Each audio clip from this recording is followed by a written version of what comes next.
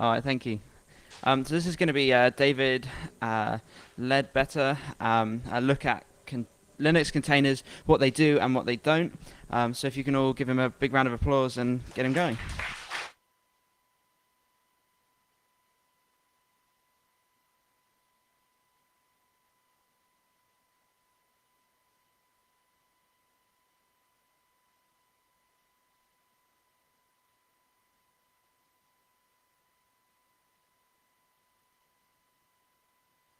They're not about that. They're literally the kernel itself virtualizing things. So you're not getting a full x86 system, you're getting a full Unix system that aims to make it look like you've got your own system to yourself, but actually you're sharing the kernel with other processes and things. So um, you can't actually run a different kernel, for example. You basically are under the same kernel, but there are many bits of the kernel, including the network stack and other things that now support virtualization. So it is basically possible to make it look like it's a different kernel as far as the user is concerned, but as far as the kernel itself is concerned, there are many different processes which are running under different isolation groups, which I'll get into. So kind of the first thing is namespaces, and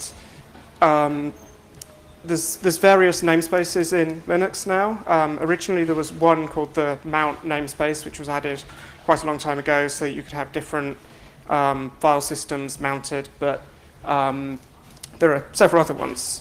So the way you actually get to use a namespace is you make a system call, either clone or unshare. Clone is actually the underlying system call that's used to implement fork and various other threading related things.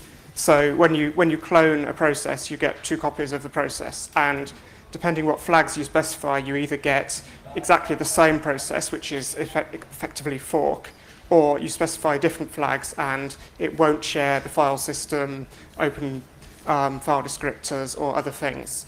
So for namespaces, there are various things that are called clone underscore something ns, and you ask for a new namespace of a particular kind. Unshare is a bit different in that that's saying make a change to my current running process and put it into a different namespace. It depends a bit on what you're doing and why you use one or the other, but generally if you actually want a separate, totally isolated container, you probably use clone. But for things like sandboxing, you might actually create a process and then use unshare to basically limit its set of privileges. It depends what you're doing. So the main purpose of namespace is sort of to provide isolation for various resources. So this kind of, if you add all the namespaces together, this means you can actually begin to get virtualization. So network namespace is a fairly simple one. So what I'm going to do is use an example program here, which is called contain. And this basically is a command line interface on top of the clone and various other features of virtualization. But if you give it the right flags, you can actually limit what namespaces are created. So, for example, if I say new net, I get a new network namespace. And then if I just run a command, say ifconfig, I don't get anything back. And that's actually what's expected because I've created an entirely new network namespace. So it's a blank namespace, there's nothing in it. If instead I just run a shell inside this, so now if I run ifconfig -a, you'll see here that there's actually a local loopback interface that's sitting there, but it's not configured. I can actually, if I want, give it an IP address, whatever, let's say up. It actually doesn't matter what I give it. So in this case, I can now ping that, and I'm now pinging my virtualized network interface. I can't actually ping, for a random example, that. I can't get to that because this is a totally empty namespace. The root table is empty. So yeah, it's it's quite a powerful thing, but it does mean that you actually need to do quite a lot of setup to make a network that works. And we'll get to that a bit later. So then there's various other ones. There's IPC, so System V, IPC, you can message queues and semaphores and things, you can virtualize those so that people can't access the queues or whatever outside their container. There's the mount namespace, which, like I said earlier, was the first one that was added to Linux, and it's actually quite a useful one to use because if I just go out of here, right, that's me. So if I now just add another flag here, so I've got new mount, I can basically then go into this and I can then do weird things like begin to unmount file systems, and that will not be reflected outside this container. So if I want to virtualize the proc file system, for example, I can do that, and I'll get to that in a second. So UTS is also an interesting one. So this is, it's called uname, which might give you another hint as to what it is. It's basically the host name of the system and related things. So I can actually, within the container, change its host name, and that won't be reflected outside the container. So if I just actually run this now, and so I'm now root inside this container. It's not actually very isolated from the host here because I haven't run with all the namespaces yet. So there are things I could do, like if I typed reboot now, I would reboot the host machine. But in theory, if I run hostname, you'll see that this is actually my machine. It's got a host name here. If I just change that, I now have a new host name. And in theory, if I exit this, I haven't actually changed the host name outside the container. So simple things like that, which you don't really think about, but there's lots of little details in Linux that contain state of the whole system. So these namespaces help with that. So one of the most interesting ones is actually the process ID namespace.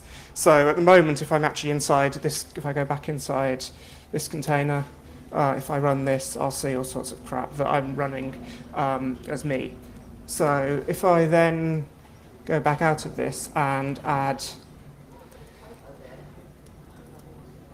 a PID namespace, then if I just look at what my process ID is, I'm now 1. So my shell is essentially init, and there's nothing else running in here. So the one slightly confusing thing is if I now run PS, I still see a load of stuff. That's because actually what PS is doing is looking at the /proc file system, and I haven't actually touched that. I've created a new mount namespace, I've created a new process ID namespace, but I haven't actually virtualized the proc file system. So what I can actually do very simply is just mount proc. And because that's done from within the container, the kernel now knows, that that is me, and it then gives me a different view on /proc. And if I then run ps again, I see that there are 2 commands.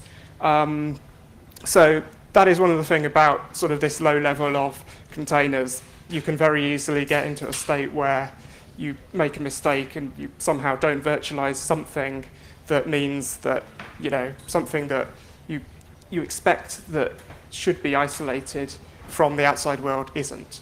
So yeah, you have to be a bit careful with that. Sorry. So also now we are in a process ID namespace. We should, and this is always a bit of a scary thing to test, but why not? It's a live demo, it's not going to go wrong. I'm in a process ID namespace. It now says system's going down for reboot now.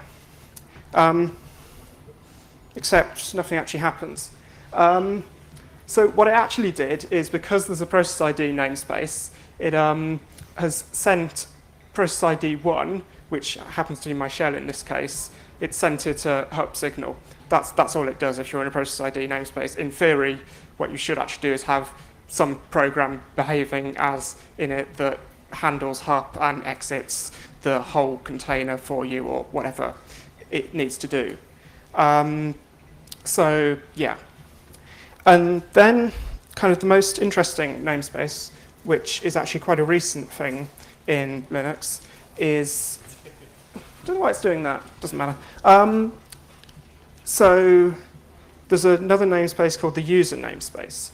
And this is where things actually get quite interesting, because if you've noticed before, I've been running all these as sudo. So I'm actually running as root on the host in order to get some limited set of permissions as the user. But if I get rid of that, so I'm not allowed to run clone when I'm not root. That makes sense. However, if I now add another option, which is new user, which is going to add to the clone system call a request to clone the user namespace as well, I'll then find that it just works. And now this is a bit weird because I wasn't root outside the container, but I am now root inside the container. So what's actually happening here is that the kernel has been told to map the user from outside the container to a different user ID inside the container. So this is a bit complicated because it means the kernel actually has to be keeping track of two user IDs, and there was quite a lot of work to make this work. So for example, you'll find most Linux distributions this won't actually work on right now because XFS took a long time to get patched to deal with having this two user ID concept. And they've, I think, now got that patch into the mainline Linux kernel, but it's not yet appearing in distributions. So it'll be a while before that is available. But this is a really powerful thing because it means that if I want to sandbox a process, I can essentially have a container that is a full Linux system. It's a little bit difficult to do some things because you're not root, so you can't really route an IP address to a container that you've created as your user because you don't have permission unless root is running some special thing that lets you do this. So there are some gotchas, but basically you can treat this as an isolated container. So it means for sandboxing, if you've seen what Chrome does, it has a setuid helper at the moment that means that sandboxes are done via that so that it can have root privileges. Potentially, once this becomes more commonplace, actually you won't need a setuid helper, and the kernel will do all this for you, which is kind of nice. So there's this interesting comment, which maybe you can't read, so I'll read it out. It may, however, mean that unprivileged users may now have access to exploits in the kernel that were formerly accessible only to root, as this mail on a vulnerability in tempfs mounts notes. So it does mean that actually the kernel is now a bit more exposed and the attack surface is a bit larger because things like file systems, which you couldn't previously directly mount as non-root, you can now actually use. Actually, you can't mount most file systems because they just don't support this, and you need a real block device and various other setups. So it's not too bad, but there are sort of things that weren't accessible before, which now with this could be accessible. So yeah, whether that turns out to be exploitable, I don't know. We'll see. So this is also kind of interesting. The namespaces are just created by the clone flag, but they don't really have a name. So you can't sort of go in and debug them. So there's an extra entry in proc under the directory ns for each namespace. So you can actually go and look at the process and work out what namespace it's in. So here I'm inside the... So if I just go to prop self ns, so this is just the ns entry under this particular sandbox. So if I... that's not that readable. Whoops. So maybe that's better. So you've got here a name of each of the relevant namespaces, and then their symlinks to inode to a special name which includes an inode number. So you can then actually use this with another tool called nsenter. So if I just remember where I am. So if I then go and find that shell, which is that process ID. So if I then go ns enter, oops, don't want to do that. So this is just the help for it. So there's an option, whoops, too far back.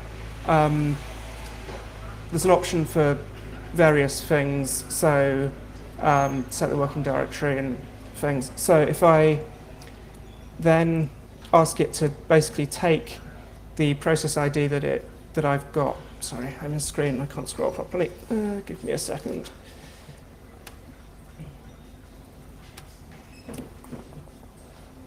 No. Okay, never mind.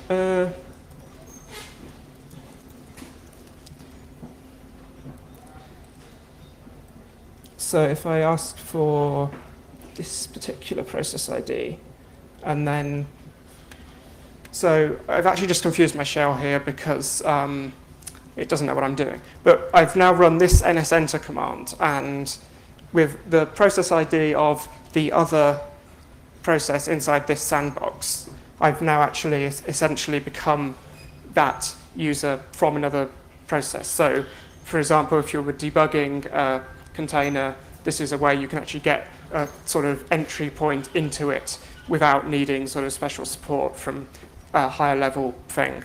Yeah, and if I just run ID here, I've suddenly become root because I've just changed into the user namespace of this container. So, yeah, this is kind of an interesting thing in that the Linux container is not really isolated from the host in the same way that a VMware guest would be. I mean, obviously you trust the person running the host machine for a VMware thing because there are many ways that you can manage the thing, but you can't really go in at the level of a single process and say, oh, what's that process doing? And you can technically run a debugger from outside the container on something inside the container. So you obviously still have to trust the administrator, but it's very easy for them to go and poke around. So that has a benefit, but also, if someone were to be malicious, it would be very easy for them to just inject something into a single process inside the container or something, and you can't really do much about that. But then again, it is useful.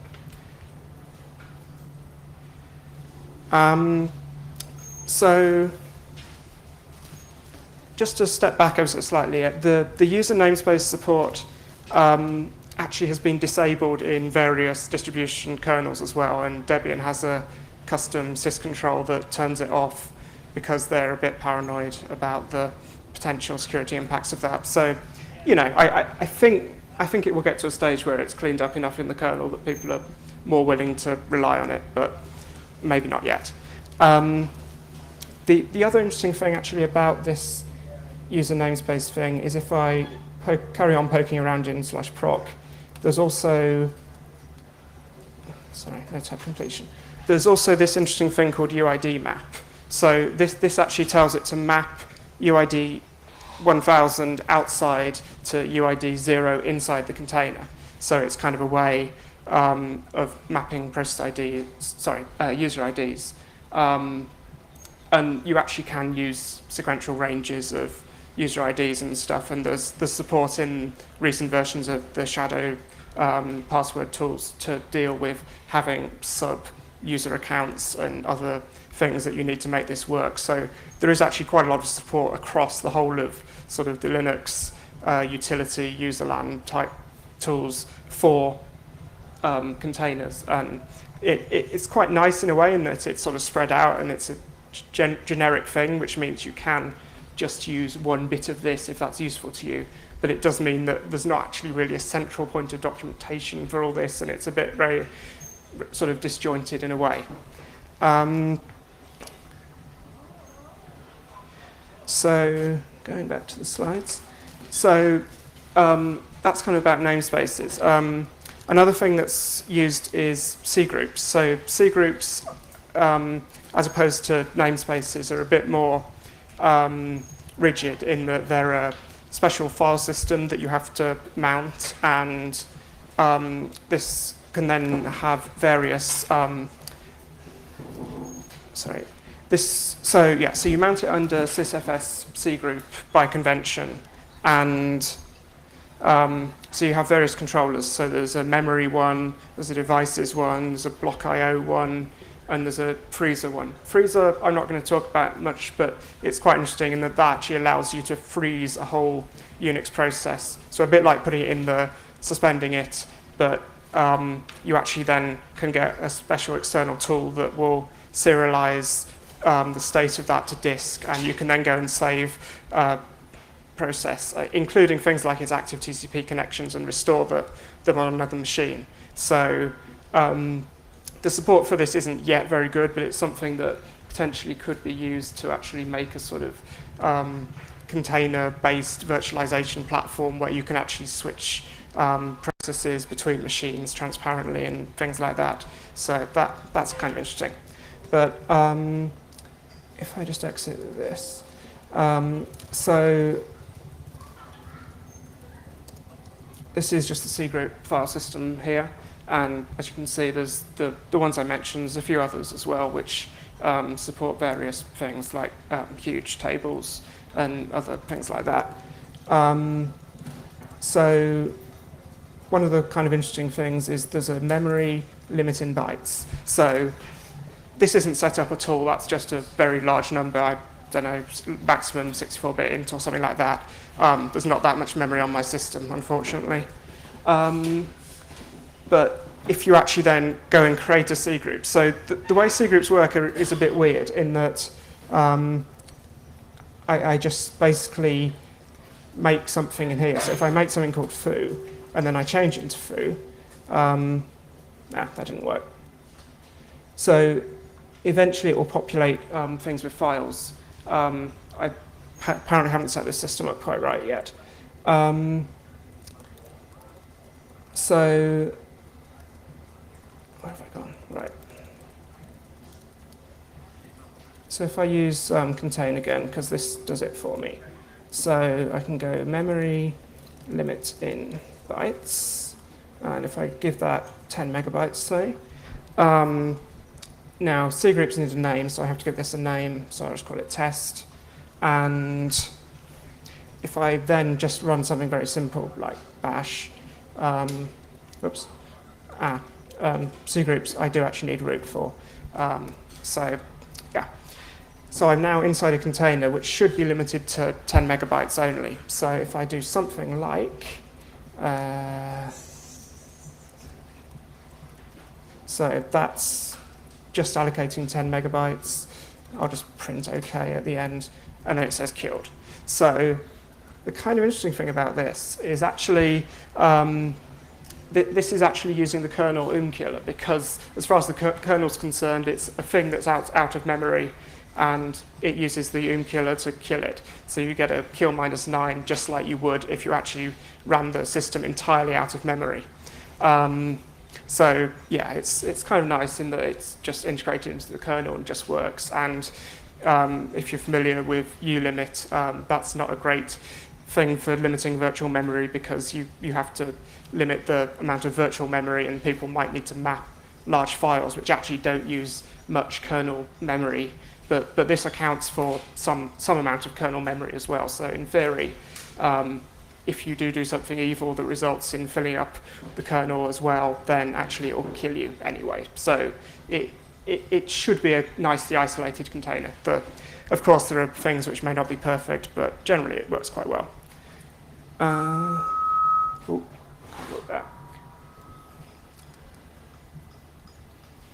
So so memory limit in bytes is what I just talked about. You can also use C groups to control what devices are allowed. So this says deny all and then allow one particular device, and that happens to be 1:3 happens to refer to dev null. So the interface for this is a bit weird, and you ideally don't want to be setting this up yourself too often, but you can, if you want, go down to this level and say, you're not allowed to use dev null or whatever else you want to do. Sorry, you're not allowed to use anything other than dev null. So far we haven't really actually talked about anything sort of file system level, and arguably that's actually one of the most important sort of bits of virtualization, which is giving people a different view on the file system. So actually there isn't really any special support for this in namespaces or C groups or anything, but they're part of the Linux system, so chroot and potentially pivot root, if you need to use that, can be used. So basically you just create a new mount namespace and then chroot into it. And the nice thing actually is because if we go back slightly, so here I'm running this as a user, so no need for any extra permissions. And then I am root though, so I have a convenient Debian chroot just here, and I can then chroot into that, and I'm still root, and I'm now inside a chroot. So that's kind of nice in that it's fairly simple to use that, and I can use that then as a user. So this means if you're familiar with things like fake root for Debian building, actually you can replace this with something that uses the kernel. And fake root works by LD preloading a library that basically lies to anything that calls it that it now owns these files and that it remembers file ownership, and it's a bit of a weird hack because there are things where that can go wrong. So this is actually quite nice in that it's using the kernel support, but it can be done isolated as a user, so you don't need root in order to build a package that needs root to build, if that makes sense. So yeah, that's kind of nice. So yeah, it's very Unixy really, because there are all these parts that you're putting together, and if you put them together right, then you end up with a very nice system whereby you can play around with the exact aspects that are virtualized, or virtualize more or less, or whatever you want to do. So really, you probably don't want to be using this directly yourself. It's kind of interesting to play with, but systemd actually, behind the scenes, is already using C groups. So if you are using a fairly recent Linux system, you probably are already using C groups without realizing it.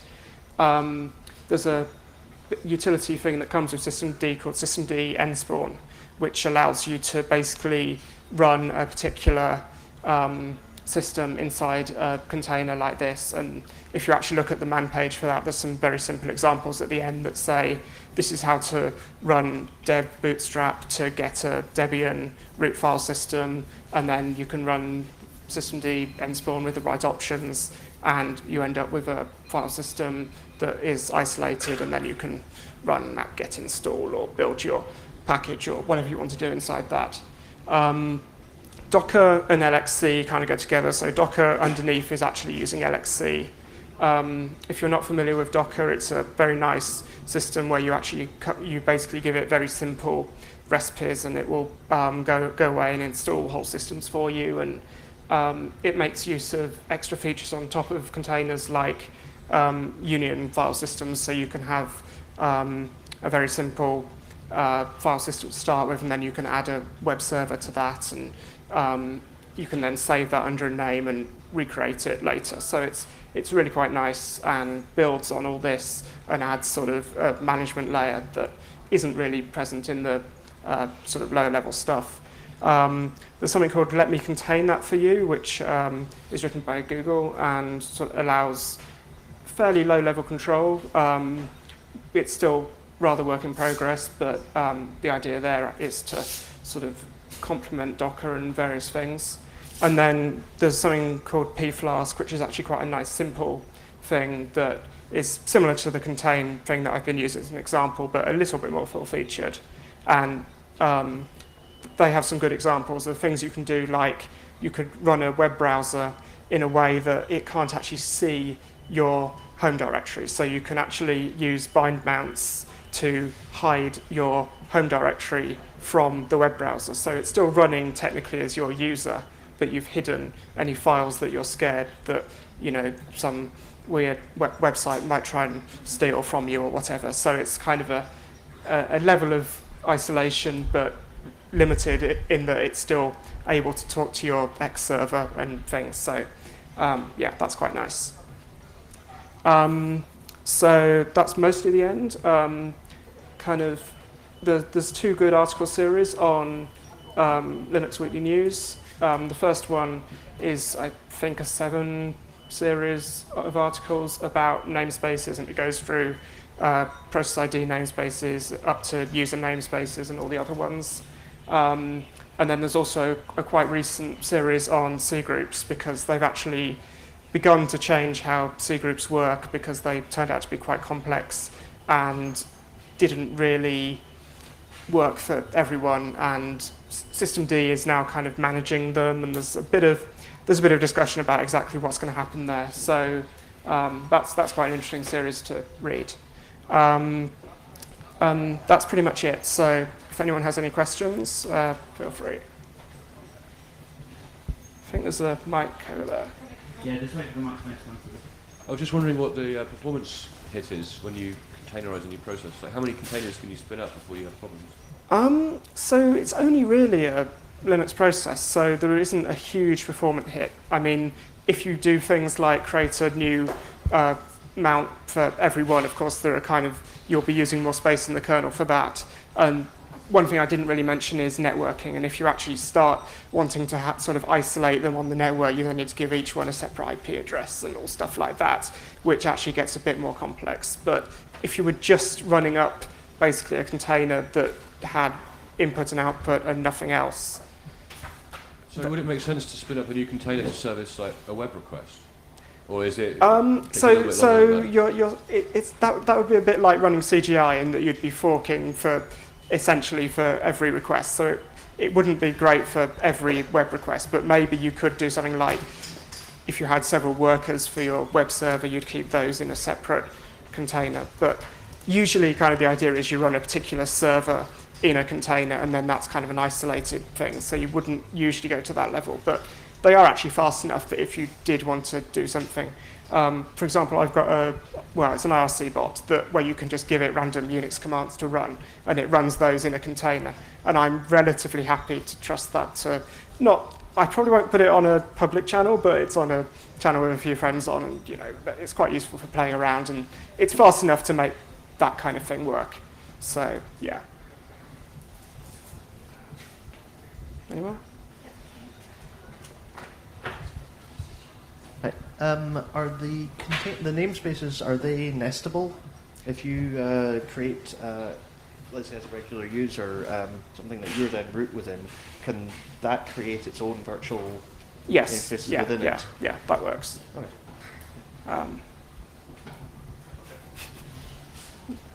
Any more? Okay, well, thank you very much.